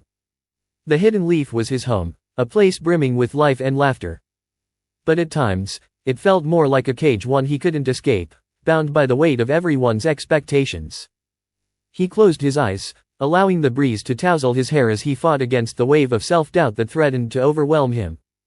"I won't let fear control my future," he murmured, trying to push aside the whispering voices of failure. With renewed determination, he returned to the training grounds, ready to confront the obstacles in his path. Focusing on his breath, Idoshi centered himself, letting the rhythm of his breathing ground him. Each inhale gave him strength, each exhale washed away the doubt. As he continued to train, Idoshi's mind began to visualize his goals with clarity. He would master his abilities not just for himself, but for those he cared about. He would fight alongside his friends, not as an outsider, but as an integral part of their team. "I will control this," he promised, each word reaffirming his resolve. The power inside him wasn't his enemy, it was a part of him, waiting to be harnessed. He was a Senja. His name was one of strength, of legacy. In that instant, Idoshi felt something shift within him. The isolation that had plagued his training began to fade, replaced by a newfound sense of purpose. He would reach out to his friends, share his struggles, and form the connections that had once seemed so out of reach. The road ahead was uncertain, filled with challenges and risks, but for the first time in a long while, Idoshi felt a spark of hope within him. He was ready to face the storm, to embrace the power he saw, and to find his place among those he had always wanted to be a part of. As the sun sank below the horizon, casting a warm glow over the village, Idoshi stood tall, prepared for whatever lay ahead. The inner turmoil would continue, but now he knew he wouldn't have to face it alone. The setting sun bathed the hidden leaf village in a soft orange light. Its vibrant hues painted the sky in shades of red and gold, yet Idoshi felt a lingering unease as he wandered the outskirts of the village. His training had become more intense, driven by the desperate need to master his abilities and prove his worth. But despite his efforts, an inner dissatisfaction gnawed at him, unyielding and constant. He had chosen to seek out a quiet refuge away from the bustling village, often retreating to the more tranquil areas near the forest where he could escape the noise and the weight of others' expectations. The gentle rustling of leaves and the distant hum of crickets offered some semblance of peace, but tonight, something felt off. As he approached a thicket, he overheard the soft murmur of voices. His curiosity piqued, Idoshi crept closer, taking care not to make a sound. Peering through the trees, he spotted a group of ninjas gathered around a flickering campfire. Their faces were hidden in shadow, but the tension in the air was palpable. "The Akatsuki offers a new path to strength," one of the ninjas said, his voice thick with passion. "They believe that only through power can we achieve true peace. No more conflict, no more suffering." Idoshi's pulse quickened at the words, striking a deep chord within him. He had always carried the burden of expectation and felt the weight of his perceived weaknesses. The idea that strength could bring peace resonated with him in ways he had never expected. A taller ninja, dressed in dark clothing, nodded approvingly. Exactly. Imagine a world where only the strongest rule. Weakness only brings chaos, and the Akatsuki is the only group willing to eliminate it. We can remake the world as we see fit. The idea of remaking the world filled Idoshi with a sense of both fascination and unease. Could it really be so simple? The fragile peace of the Hidden Leaf Village had always seemed tenuous to him, and the notion of a more decisive, forceful approach felt oddly intoxicating. But what about the villages? A third voice asked, more cautious than the others. What about the people we're supposed to protect? Idoshi leaned in, intrigued by the tension unfolding among the rogues. Protection is a lie, the tall ninja replied coldly. The only way to truly protect is to eliminate those who are weak. It's a necessary sacrifice for a greater future. A chill ran down Idoshi's spine as he heard the conviction in the rogue's voice. He could almost feel the fire in their eyes, the intensity of their belief in the Akatsuki's philosophy. But the thought of abandoning the weaker members of society haunted him. Could they really be willing to do that? It's not just about power, another voice added softly, almost hesitantly. It's about creating a world where our children won't have to suffer. We're tired of the endless cycle of war. The Akatsuki sees the truth. A heavy silence enveloped the group as they pondered the weight of the words spoken. Idoshi's mind raced, trying to grasp the full depth of the conversation. He had witnessed firsthand the never-ending cycle of violence and suffering in the village and had felt the sting of loss. What if there was a way to break that cycle? Could the group he had overheard, with their radical beliefs, have the solution? As the conversation progressed, Idoshi felt his heart racing. The rogue ninjas spoke with intensity, their voices filled with a blend of hope and darkness. They painted a vision of a world free from weakness, a world shaped by raw power and unshakable belief. He was torn. On one hand, his entire upbringing had been about defending the village and standing by his comrades to safeguard their way of life. On the other, the desire for power and control resonated deeply with his own inner struggles. Could he really abandon everything he knew for this new ideology? Was the risk worth it? Suddenly, one of the ninjas turned toward the thicket where Idoshi was hiding.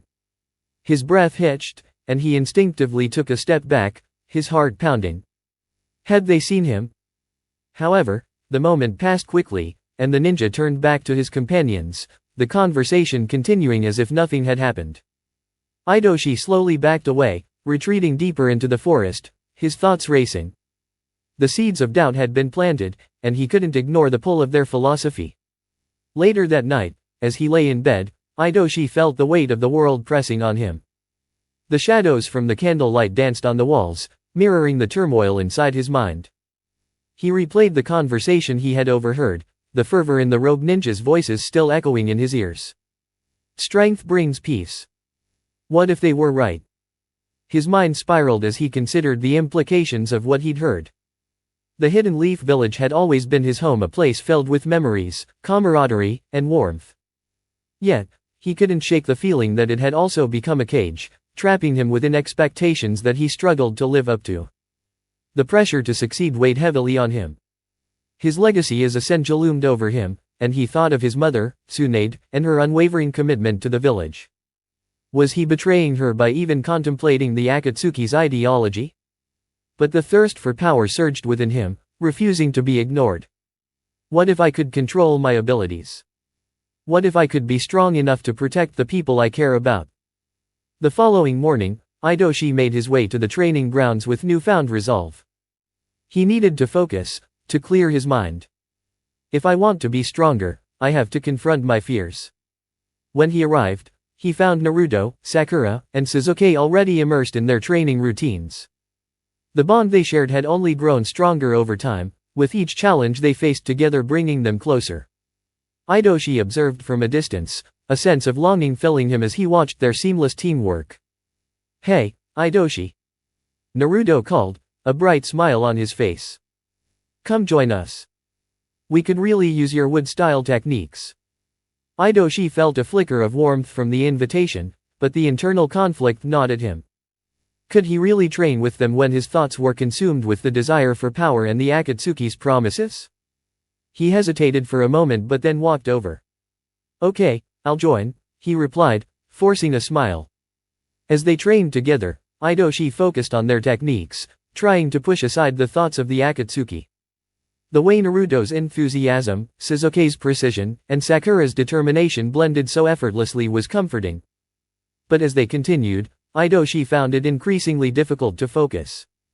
The memory of the rogue ninja's words haunted him, intertwining with his desire for strength.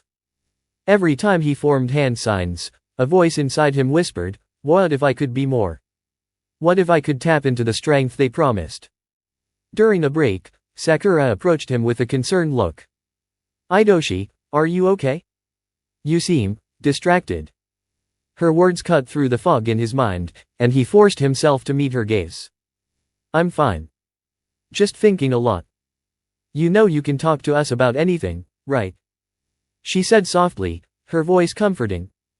Idoshi felt a surge of gratitude but struggled to shake the conflict inside him. "I appreciate it, Sakura. I really do. I just need some time to figure things out." Sasuke, who had been listening nearby, raised an eyebrow. "Figuring things out? What do you mean?" Idoshi paused, unsure how to explain what he was feeling. "I've just been thinking about what it means to be strong, to protect what matters. Sometimes, it feels like strength is the only way to protect those we care about." Sasuke's expression darkened slightly. "Strength isn't everything. It's about the choices we make and the bonds we form. Don't lose sight of that." Those words struck deep within Idoshi, but the allure of the Akatsuki's promises still tugged at him. He wanted to believe in the bonds they shared, but the pull of power was becoming harder to ignore. "I know that," Idoshi replied, frustration creeping into his voice. "But what if those bonds aren't enough? What if we need more strength to truly protect each other?" Naruto grinned and chimed in, his voice firm yet kind. "We fight for each other because we're stronger together. It's not about going it alone or seeking power for its own sake. It's about the bonds we create." Idoshi's chest tightened as he absorbed the rogue's words. He could feel the weight of his inner conflict deepening, torn between the path his village had laid before him and the one the rogue offered. The rogue's taunt stirred something within him, a challenge that demanded a response, a way to prove himself. "I'll show you," Idoshi muttered under his breath, his mind swirling with determination. The rogue's mocking grin only seemed to grow wider, as though he were certain of his victory. With one swift motion, Idoshi summoned his wood style, his chakra flowing in a controlled surge as roots and branches sprouted from the ground. The rogue's eyes widened with interest, but he didn't flinch. Instead, he began to gather his own chakra, preparing to engage in the battle that was fast approaching. "You think you're ready to face me?" The rogue sneered, a hint of excitement in his voice. "You'll see soon enough that strength alone won't make you invincible." Idoshi felt the surge of his own chakra intensify, the branches now wrapping around him like a shield, a symbol of his power and his Senju heritage. His fists clenched as his determination grew stronger. He wasn't just fighting for himself anymore. He was fighting for the bonds he cherished, for the village that had shaped him, and for the promise he had made to himself to never back down. "I don't need to be invincible," Idoshi responded firmly, his voice steady. "I just need to protect what matters most. And that is my strength."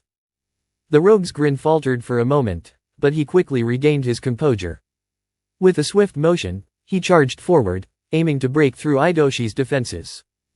But Idoshi was ready.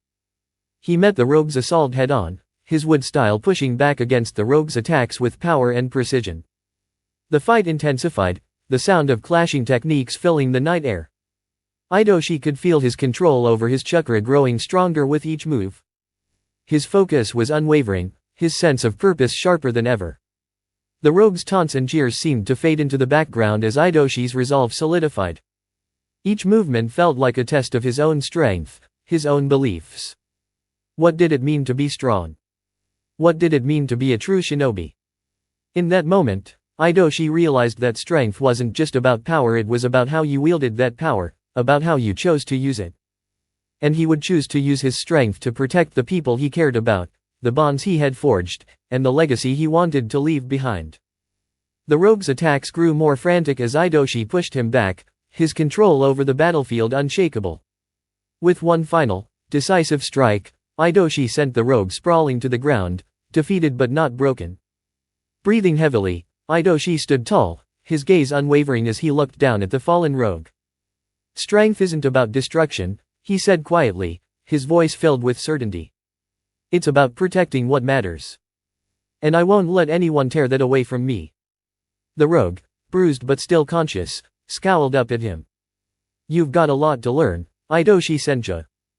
But maybe you're not as weak as I thought." Idoshi's heart raced as he stood over the rogue, but he didn't feel victorious. No, it wasn't victory he sought. It was peace.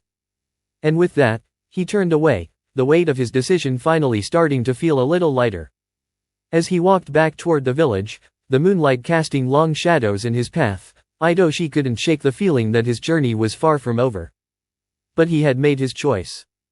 And now, he would see it through, no matter the cost. The rogue's grin widened, a spark of anticipation in his eyes. "Let's see if you're truly as impressive as they say." With that, he lunged forward, his body flowing like water as he threw a barrage of shurikens toward Idoshi. Reacting on instinct, Idoshi dodged to the side, narrowly escaping the projectiles. Quickly, he gathered his chakra, feeling the familiar surge of energy inside him. "I need to master my wood style," he thought, focusing on the ground beneath him. With a deep breath, he summoned the power he had both feared and cherished. Vines erupted from the earth, snaking towards the rogue ninja. "Not bad," the rogue observed, evading the vines with an agility that defied his earlier arrogance. "But you're still holding back. Let me see your true strength." Frustration bubbled within Idoshi. He could feel the anger and desperation rising, pushing him to unleash his full potential. "I won't hold back any longer," he shouted, his voice filled with determination. In a burst of energy, Idoshi tapped into the depths of his wood style, causing the ground to shake as massive roots shot upward, ensnaring the rogue ninja in a thick tangle of greenery. "This ends now," Idoshi declared, a surge of excitement flooding through him as the rogue struggled to break free. But the rogue's eyes glinted with malice, and he retaliated with his own powerful jutsu. Flames erupted from his hands, a scorching wave of fire heading straight for Idoshi. "You think you can trap me?" The rogue mocked, a cruel smile playing on his lips. "You're just a child pretending to be powerful." Idoshi's heart pounded as the flames sped toward him. "I can't let it end like this." With swift precision, he redirected his wood-style jutsu, forming a protective shield of vines to guard himself from the oncoming fire. The clash between fire and wood was explosive, sending shockwaves through the alley and casting everything in an orange glow. Idoshi gritted his teeth, struggling to maintain his focus as the intense heat threatened to overwhelm him. "I won't lose." As the flames roared around him, doubts began to creep into his mind. "Am I strong enough?" The rogue's words echoed in his thoughts. What if he's right? What if I can't be strong enough to protect everything I care about? But then, amidst the uncertainty, a shift occurred within Idoshi. He remembered the bonds he had forged, the friendships that had supported him. He thought of Naruto's relentless optimism, Sakura's care for him, and even Sasuke's quiet resolve. "I fight for them. I fight for my village."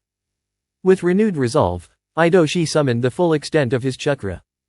He focused on the strength that came from his connections, feeling the warmth of his friendships envelop him. The vines surged with vibrant green energy, merging with the flames and creating a fierce storm of power that pushed back against the rogue's attack. "What is this?" the rogue exclaimed, his face registering surprise as he struggled to maintain control.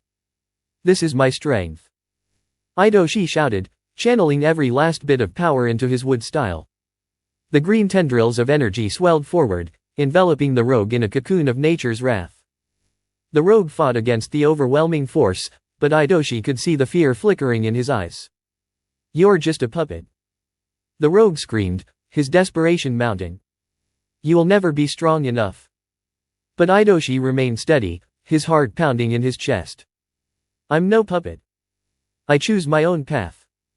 With one final push, He released the full force of his jutsu, binding the rogue completely in a tight, unyielding grasp. Breathing heavily, Idoshi stepped back, the weight of the moment settling over him. He gazed down at the rogue, now immobilized and powerless, as the gravity of what he had just done hit him like a wave. He had fought. He had defended his convictions.